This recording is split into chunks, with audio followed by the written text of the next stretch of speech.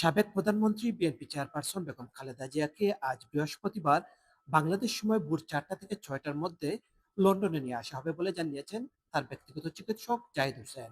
সব ঠিক থাকলে কাতার সরকারের দেওয়া একটি অ্যাম্বুলেন্সে খালেদা জিয়াকে লন্ডনে নেওয়া হবে। ডাক্তারদের পরামর্শেই তাকে লন্ডনে উন্নত চিকিৎসার জন্য নিয়ে আসার সিদ্ধান্ত নেওয়া হয়েছে। বেগম খালেদা জিয়া বর্তমানে মুমূর্ষু অবস্থায় ঢাকার এভার কেয়ারে চিকিৎসাধীন রয়েছেন। তার সাথে ১৪ জনের একটি টিম একই ফ্লাইটে করে লন্ডনে আসার কথা।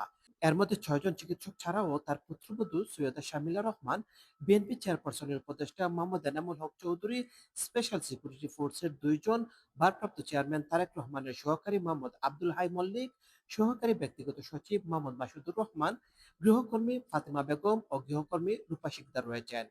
এদিকে বিএনপির ভারপ্রাপ্ত চেয়ারম্যান তারেক রহমানের পক্ষ থেকে তার মায়ের সুস্থতার জন্য দেশবাসীর নিকট দোয়া চাওয়া হয়েছে। মোহাম্মদ আতিকুর রহমান, এজে অনলাইন, যুক্তরাজ্য।